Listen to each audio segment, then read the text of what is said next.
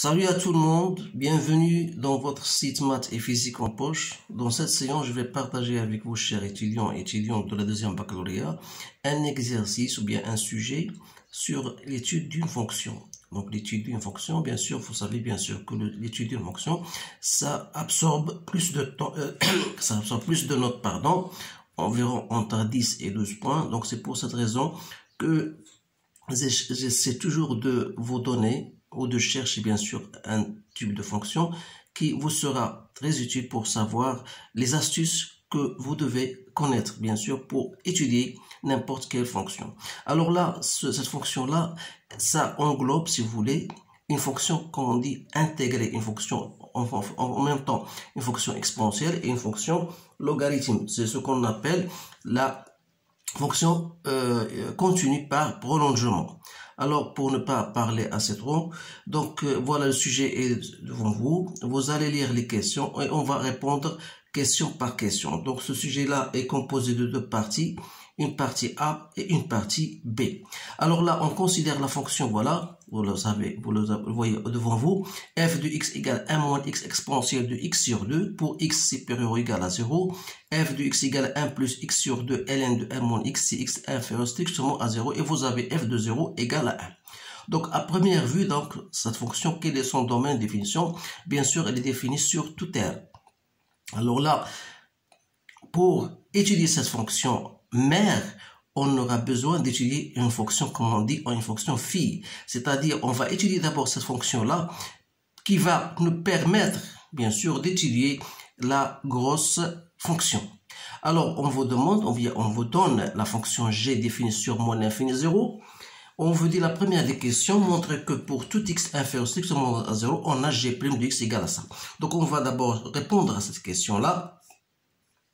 Vous avez g' de x. Bien sûr, d'abord, il faut toujours mentionner que cette fonction est une fonction dérivable puisqu'il est composé de deux fonctions dérivables. Alors là, pour déterminer g', c'est simple. Vous appliquez votre relation et vous allez trouver g' de x. Alors là, je fais, voilà, je donne la dérivée de ça, c'est moins 1. Donc, il reste ln de 1 moins x, moins 1 moins x. La dérivée de ln de 1, c'est moins 1 sur 1 moins x. Il reste la dérivée de ça, c'est moins. Donc, ça va vous donner exactement ln de moins x moins 2. Alors, on dit que g est décroissante. Donc, qu'est-ce que vous remarquez? X est inférieur strictement à 0 d'après votre tableau, votre domaine de définition. Donc, on aura moins x est strictement supérieur à 0, c'est-à-dire 1 moins x est strictement supérieur à 1. Ça veut dire que ln de 1 moins x est supérieur à ln de 1, donc supérieur à 0. Ce qui veut dire que moins ln de 1 moins x sera négatif. Et on est de même 1 moins x moins 2 et sera même aussi négatif. Ça veut dire que la fonction g est décroissante. Donc, elle est décroissante, bien sûr, sur l'intervalle qu'on vous a donné, moins l'infini, 0. Alors là, il suffit de chercher, bien sûr, de dresser votre tableau de variation. Donc, vous avez x, vous avez g' de x, donc moins l'infini 0. Et vous avez g de x. Alors, on a dit qu'il est décroissant, donc, bien sûr, 0 n'est pas défini, bien sûr. Alors là, il suffit de chercher la limite de moins l'infini, la limite de g de x lorsqu'il tend vers moins l'infini, c'est facile à retrouver. Donc, c'est plus l'infini. Et la limite de g de x lorsqu'il tend vers 0 moins égale à 0. Donc, c'est facile à trouver. Alors là, on a dressé, donc voilà le tableau de variation. On va maintenant passer à la partie B. Donc, la partie B, on vous demande de montrer que la fonction est contenue au point x0.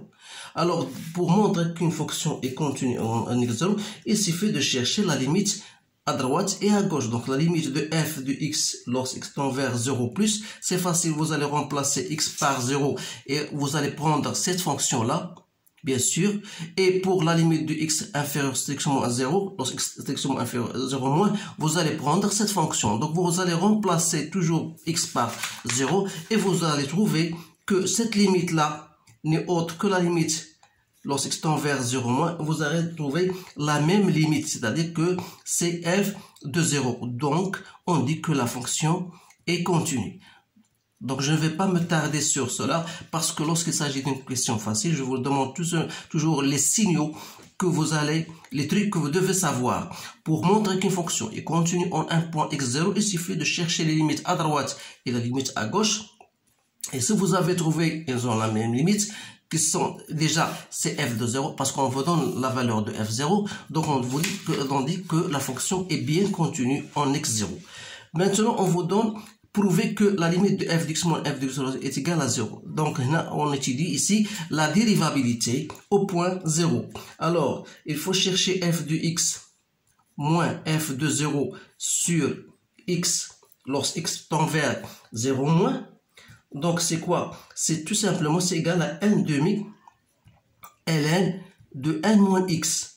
Alors là, si vous cherchez cette limite-là, donc la limite de f de x moins f de 0 sur x lorsque tend vers 0 moins, ce sera la limite de ça, qui n'est autre que 0.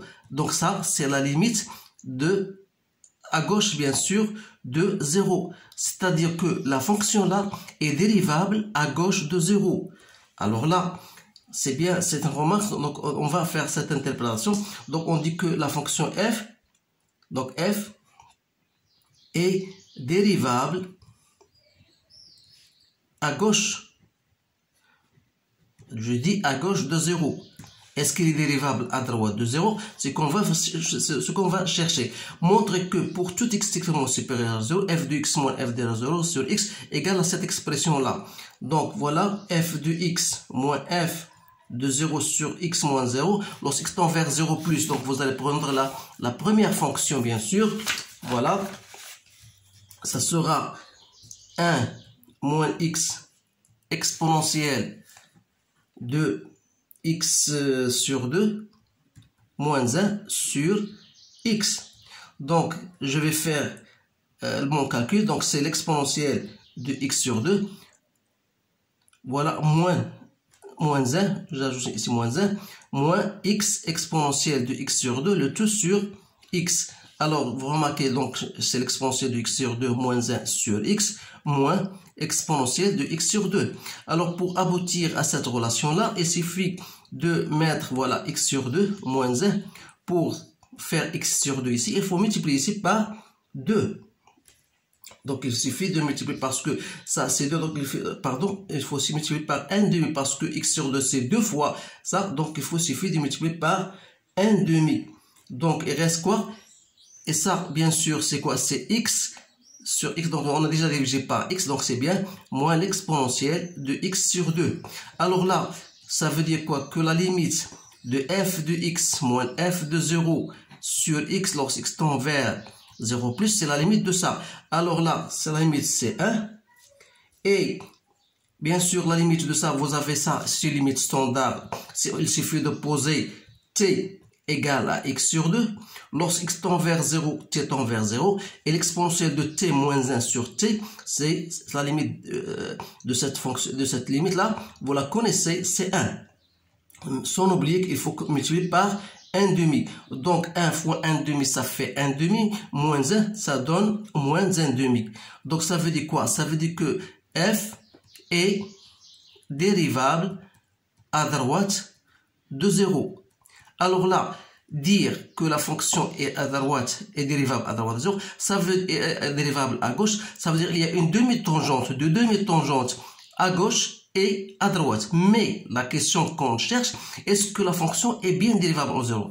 On va répondre que la fonction n'est pas dérivable au point 0. Pourquoi? Parce que la limite à droite est différente de la limite à gauche. Donc on va dire que f est non dérivable. Non dérivable au point 0.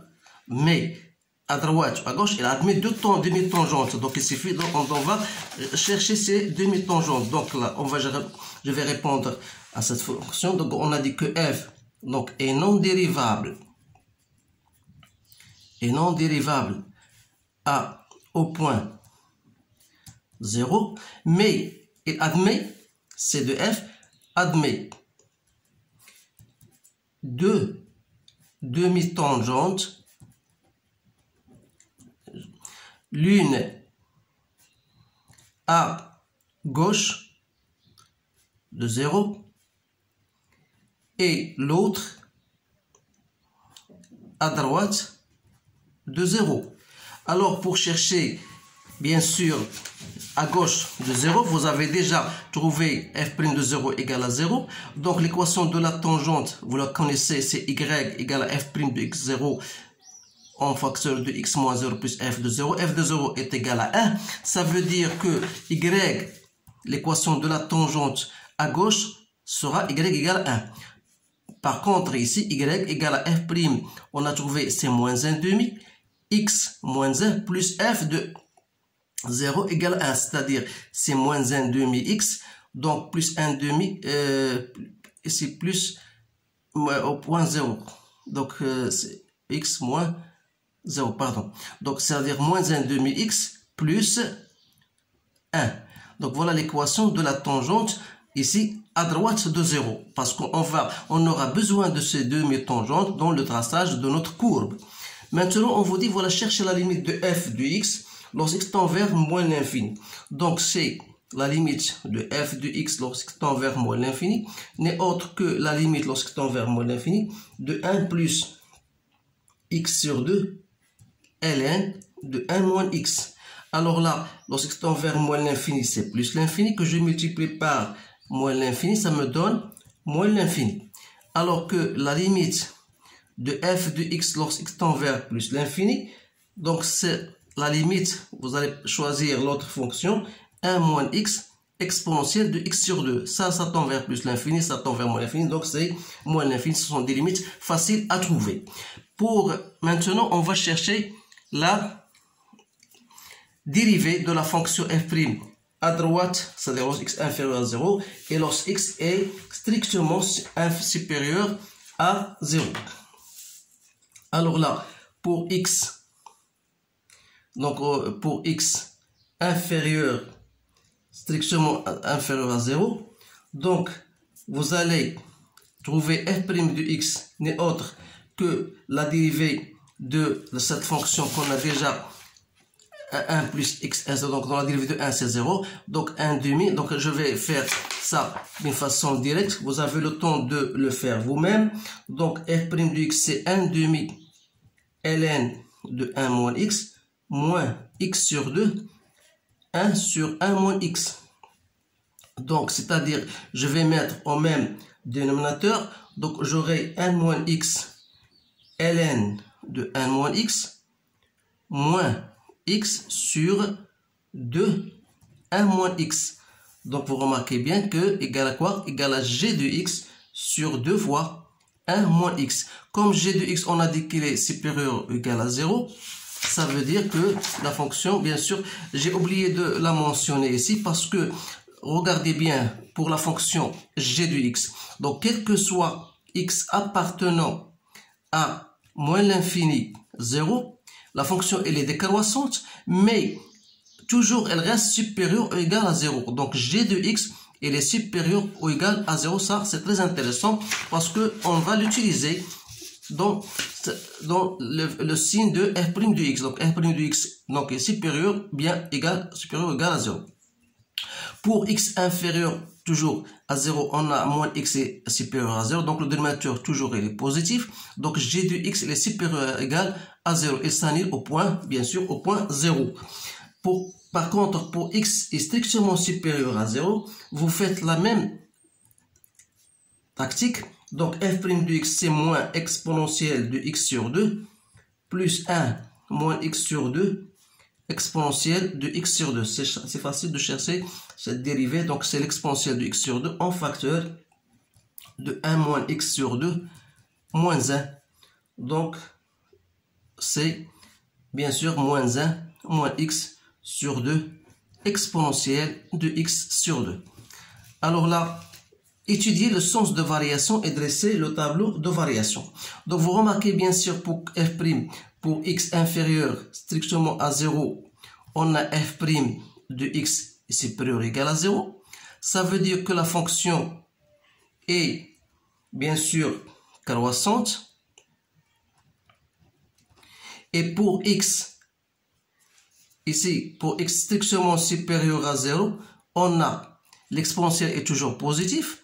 Et vous avez x, il est moins 1 moins x, c'est-à-dire que moins x sera négatif. Et l'on aura de même moins 1 moins x est négatif. Donc ça veut dire que f' de x, il est négatif ou égal à 0. Mais voilà, on va bien sûr, f' sera négatif ou égal à 0. Ça veut dire que f est décroissante. Décroissante sur l'intervalle 0 plus l'infini. Donc je vais dresser le tableau de variation de cette fonction-là. Donc x, donc f' de x, f de x, le domaine de définition c'est moins l'infini plus l'infini. Donc vous avez, on a étudié la fonction sur moins l'infini 0 et sur 0 plus l'infini. On a dit que la fonction n'est pas dérivable au point 0. Et vous avez bien sûr, ici on a dit que cette fonction est décroissante, ici elle est décroissante. On aura bien sûr cette allure-là.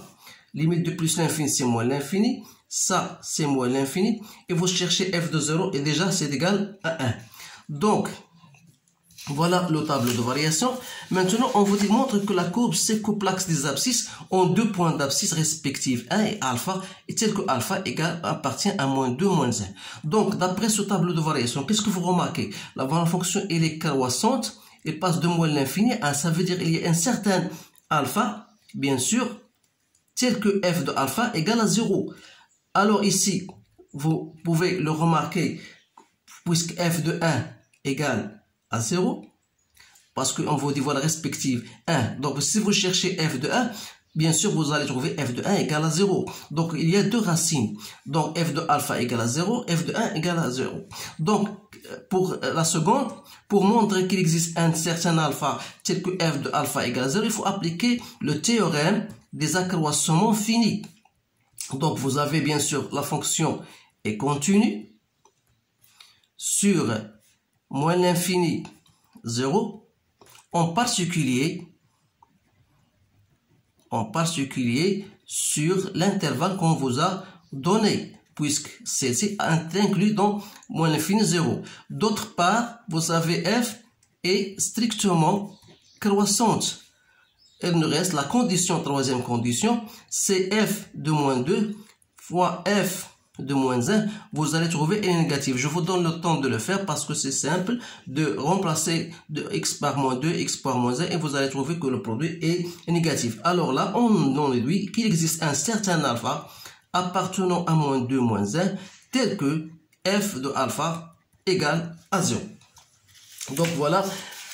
Là, donc qu'est-ce qu'il nous reste maintenant? Le tracer la fonction. Alors pour le traçage de la fonction, je dois mettre toujours à mon esprit ou bien devant moi mes yeux le tableau de variation parce que c'est très intéressant. On a dit que la fonction n'est pas dérivable au point 0 et f de 0 égale à 1. Alors que on a trouvé que la dérivée, la limite de f de x moins f de 0 lorsque x tend vers 0 moins égale à 0.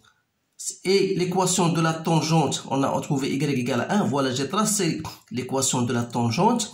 Alors que pour x strictement supérieur à 0, on a trouvé que la limite de f de x moins f de 0 sur x moins 0, on a trouvé égal, je me rappelle, voilà, égal à moins 1,5, bien sûr.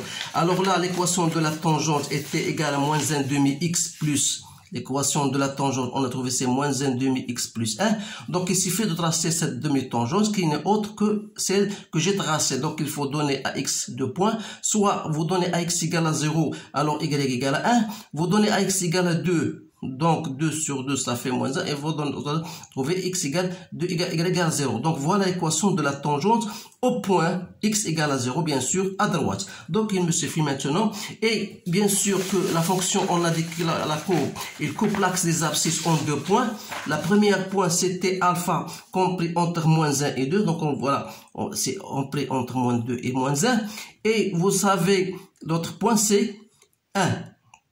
Alors là, donc pour le traçage de la fonction, c'est simple. Donc je vais tracer, il y a autre question, limite de f de x sur x, parce qu'on n'a pas étudié ici les tangentes. Donc je vous invite bien sûr de chercher la limite de f de x, bien sûr, sur x, lorsque x tend vers moins l'infini, et la limite de f de x sur x lorsque x tend vers plus l'infini.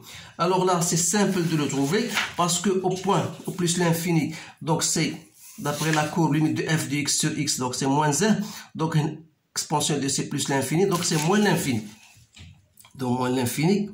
Alors limite de f de x lorsqu'il tend vers moins l'infini, donc aussi vous avez moins l'infini, c'est plus l'infini, fois, donc c'est moins l'infini, aussi c'est moins l'infini.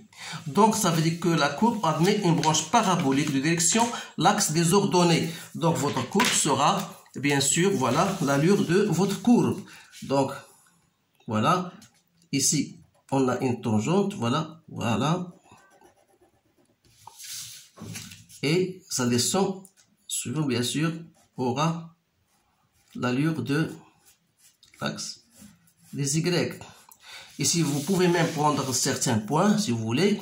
Et ici, vous avez une demi-tangente. Elle s'annule. Voilà. Elle s'annule au point, un point, bien sûr, entre moins 2 et 1. Donc, voilà votre courbe C de F. Maintenant, on vous donne la question, dernière question. Calculez l'aire. Voilà, calculez l'aire du domaine du plan de la partie limitée par la courbe C, l'axe des abscisses, voilà l'axe des abscisses, et x égale à 0 et x égale à 1. Donc voilà, x égale à 1, voilà, donc c'est cette aire-là. Donc c'est l'aire qu'on voudrait calculer. Alors cette aire-là n'est autre, vous allez faire... Donc, puisqu'on s'intéresse entre 0 et 1, ça veut dire que vous devez prendre cette fonction-là parce que x est supérieur à 0. Donc, vous devez travailler avec cette fonction. Donc, l'aire que vous cherchez, bien sûr, n'est autre que l'intégrale de 1 moins x exponentielle de x sur 2 dx entre x égale à 0 et x égale à 1. Alors là, pour chercher cette intégration, il suffit de faire intégration par partie. C'est-à-dire, vous allez poser u égale à 1 moins x et v' égale l'exponentielle de x sur 2. Ça veut dire que u' égale à moins 1. Et v, vous le savez bien sûr, l'intégration de ça, c'est simple, c'est 2 exponentielle de x sur 2. C'est-à-dire que l'aire que vous cherchez, c'est u fois v, c'est-à-dire c'est 2, 1 moins x exponentielle de x sur 2 compris entre 0 et 1 moins l'intégration de u' fois v, c'est-à-dire c'est 2 exponentielle de x sur 2 dx. Donc c'est bien ça. Donc si je remplace x par 1, ça me donne 0. Alors il suffit de remplacer x par 0, donc ça me donne moins 2, bien sûr, ça me donne moins 2. Moins 2, parce que ici, plus l'intégrale de u' fois, moins l'intégrale de u' fois v. Donc ici, ça me donne plus. Donc c'est, reste l'intégration de ça. L'intégration de l'exponentielle de x sur 2, c'est quoi? C'est 2 exponentielle de x sur 2 entre 0 et 1. Donc c'est moins 2 plus 4, voilà. Donc l'exponentielle de x sur 2, je vais remplacer x par 1. Et je vais remplacer x par 0. Voilà. Donc, ça me donne quoi? Moins 2 plus 4 racine de e moins 4. Donc, c'est quoi? C'est moins 6 plus 4 exponentielle de e. D'où l'aire que je cherche. Donc, c'est moins 6 plus 4 exponentielle de e. Je dois multiplier par l'unité, bien sûr, puisqu'on vous donne l'unité est 2 cm. Donc, ça veut dire 4 cm au carré. Vous allez multiplier tout ça par 4 cm au carré et voilà votre R que vous cherchez. Donc je pense que c'est une fonction très intéressante. C'est pour cette raison-là que je viens de partager avec vous cette fonction. Donc essayez toujours, vous avez le temps devant vous, vous essayez soit de scanner les questions, soit de stopper votre vidéo et vous allez bien sûr répondre à vos questions d'une façon en se basant sur vous-même. Puis après, vous allez comparer vos réponses avec les miennes. J'espère que ce que je viens de faire pour vous, c'est toujours dans le cadre de vous préparer au jour J de l'examen. Je vous souhaite une bonne chance et je vous dis à bientôt.